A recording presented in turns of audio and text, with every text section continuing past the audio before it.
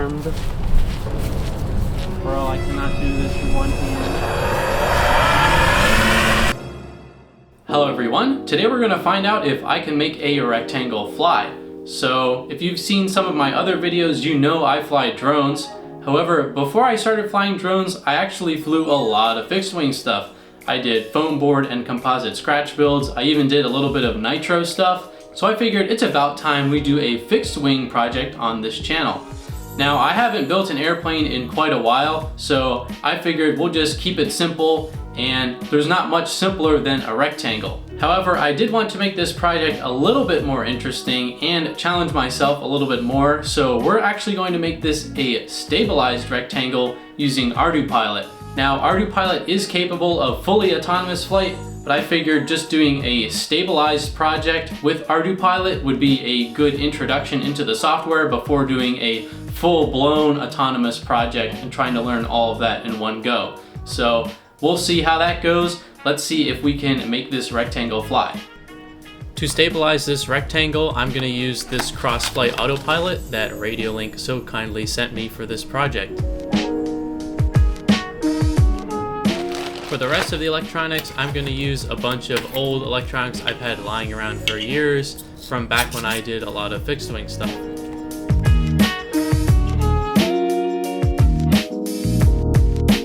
And lighter is better for a project like this with a rather unknown airframe, so here I'm weighing some components to try to figure out the lightest setup I can get away with for this rectangle. And leave a comment if you recognize this last motor that I'm weighing.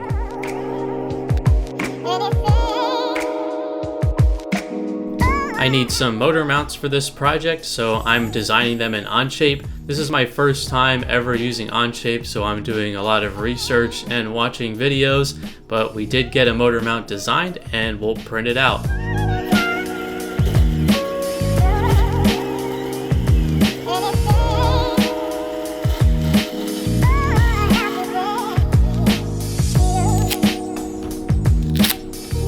And I also need some control horns, so back into Onshape to design those.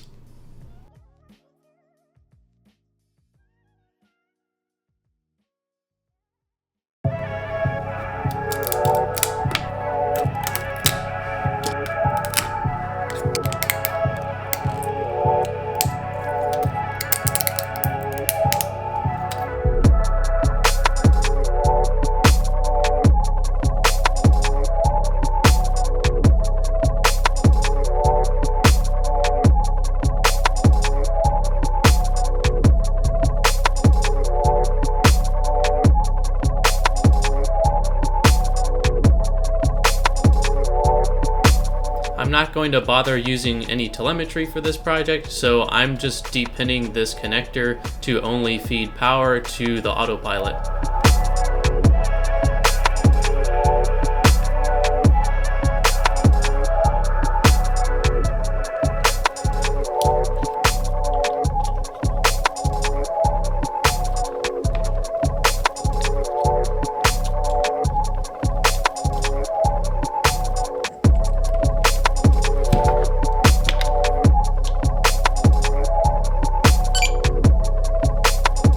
Now it's time to go back over to the computer to try to learn ArduPilot.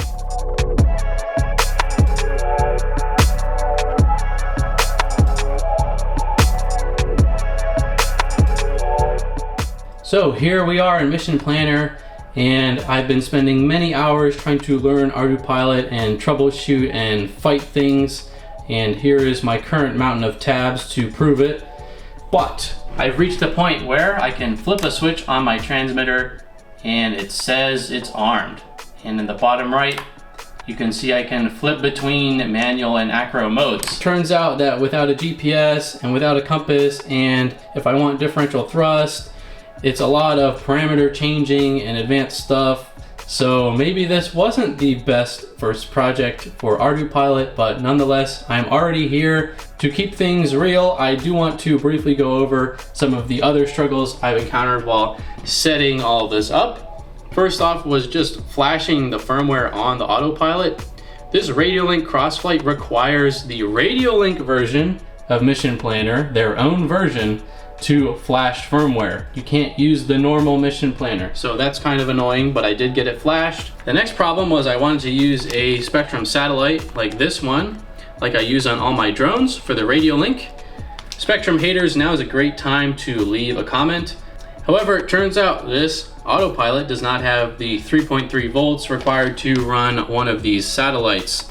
And I've never run into this problem on all my drone flight controllers, but I figured, hey, I'll just use CPPM. So I pulled out a different receiver, and it turns out this receiver doesn't support CPPM. So I had to steal a receiver from that airplane lurking in the corner, which is this ancient Orange RX receiver, which actually does support CPPM. So we're using old school CPPM, and speaking of old school, this came flashed with the multi-rotor version of ArduPilot, yet it doesn't support D-Shot. And then because I don't have a GPS or compass yet, I will in the future for autonomous stuff, it was a lot of fighting with Mission Planner to get all of the error messages up here to go away, because it's like, hey, we can't do autonomous stuff because there's no GPS or compass, but I don't want to do autonomous stuff just yet.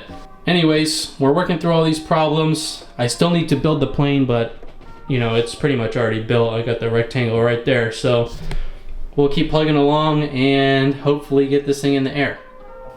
I figured out that the voltage regulator on the 4-in-1 ESC is not powerful enough to power the servos, so I'm wiring up an additional 5-volt regulator that plugs into the servo rail on the autopilot. And with that figured out, I've reached the point where now I can move the autopilot and the servos move in response to try to stabilize the aircraft.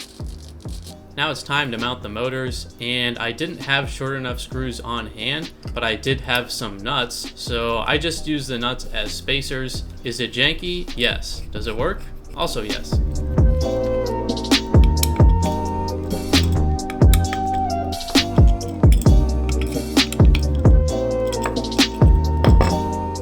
I have to extend the motor wires so that I can use 2 motors on the same 4-in-1 ESC so that I can set up this rectangle with a differential thrust.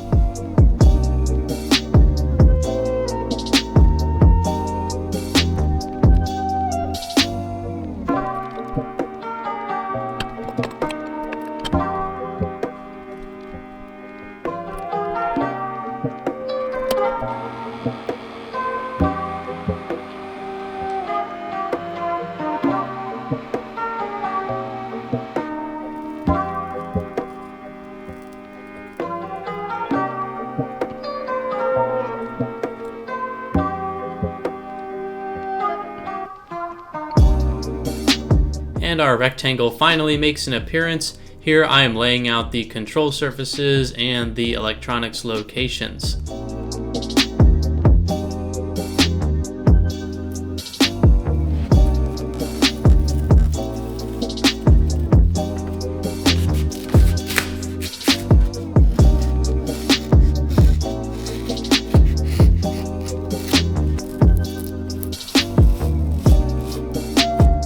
Adding a vertical stabilizer to give this rectangle a fighting chance and give it some yaw stability. And of course, the vertical stabilizer is also a rectangle.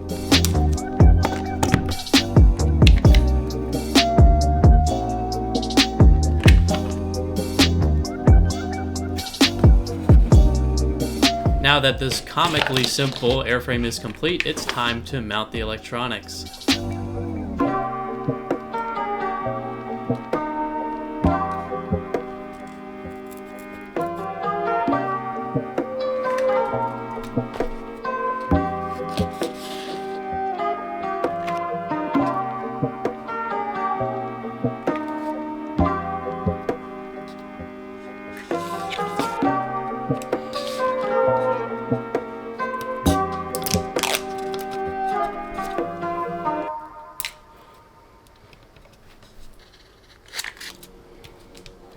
I'm using counter-rotating props so the motor's moments cancel out, and with those installed, this rectangle is complete.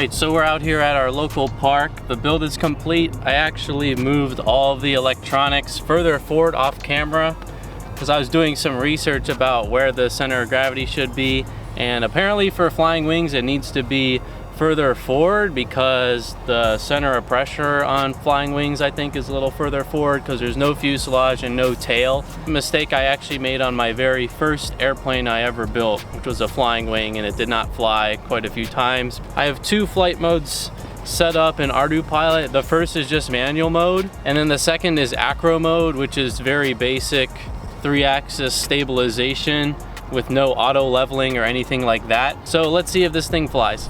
Alright, so I was doing my pre-flight checks and it turns out the stabilization for the elevator was incorrect, even though when I moved the sticks, the elevator moved the correct direction.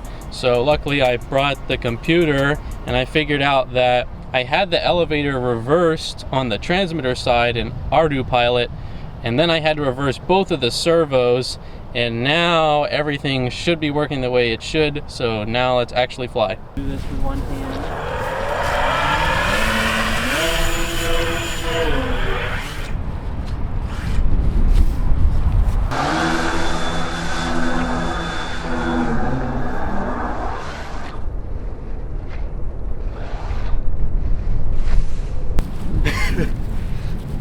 All right, it's too tail heavy.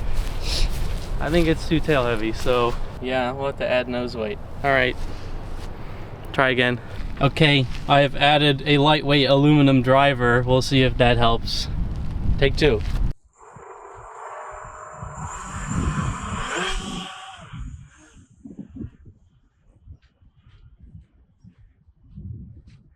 It's better.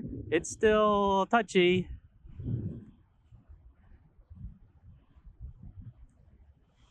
Maybe I'll flip it into stabilized mode here. That's allegedly stabilized. It's so stable.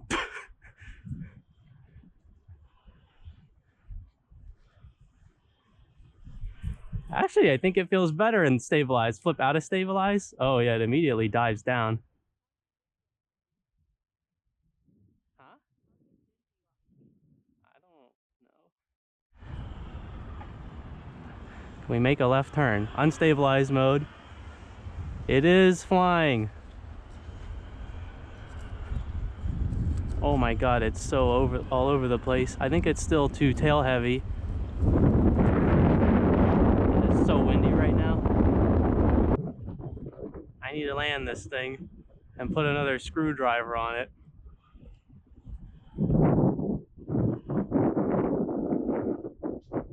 So I was bringing the airplane back, and lo and behold, it is so windy the tripod has blown over.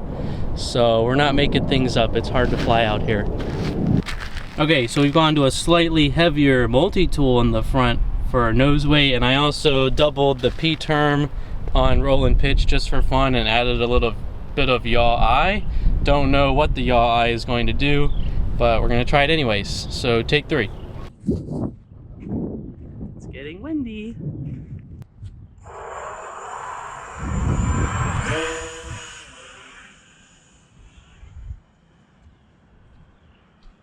I think it flies better now with that nose weight, yeah. And it's less windy right now, but I'm sure we're gonna get a huge gust. Slip into stabilized, see how that does. The stabilized definitely makes a difference. Looking for oscillations here to see if I've increased the P term too much, but it looks fine.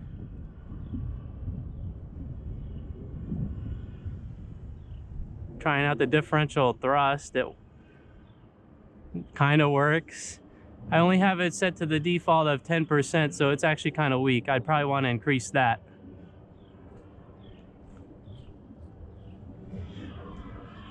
But yeah, this amount of nose weight seems pretty good. Could maybe use a little more. It's still all over the place, but I honestly don't know how well a flying wing is supposed to fly. Let's put it back into manual mode. This actually feels a little more natural to me. in some ways, just the way it always wants to drop and the way the elevator. I can tell a little bit better like what the lift is actually doing. Whereas when it's stabilized, I have less feel for what the wing is actually doing in terms of like generating lift and going through a corner.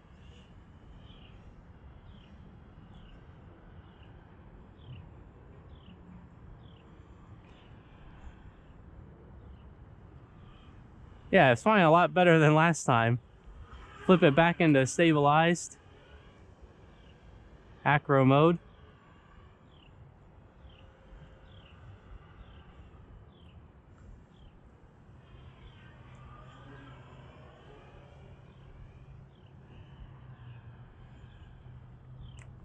Back out into manual mode.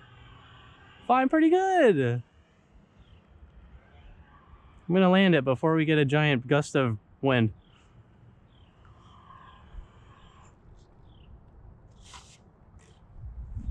Nice. Pretty much right in the puddle.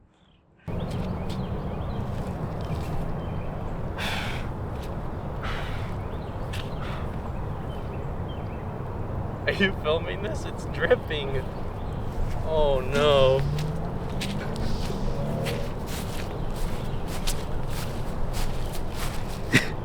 That's terrible. Well, this may be its last flight with all that water. All right, so we've had a few successful flights and I wanted to really make this more of a true flying rectangle. So this vertical stabilizer kind of ruins it. And that's why I set this whole thing up with ArduPilot to see if I can get this to fly without any vertical stabilizer. I have no idea if this will work, and I'm also not sure if the plain version of ArduPilot is even really set up to deal with an airplane with no inherent yaw stability. I've just increased the differential thrust percentage from 10 to 25% to hopefully give it more control authority. Increase the yaw I term and D term just for fun. I really don't know what that's gonna do, but to start off, I'm gonna cut off like half of this and see if we can still get it to fly. So I brought the X-Acto blades just for this. Here we go, precise cut. Oh wait, let's use the sharp one. This one's not sharp either. Oh. This is bound to end well. So this time I'm gonna take off in the stabilized mode because theoretically the yaw stability is gonna suck. So I want the stabilization to help me. Okay, now the wind's going this way. I think the whole wing is warping because it's wet.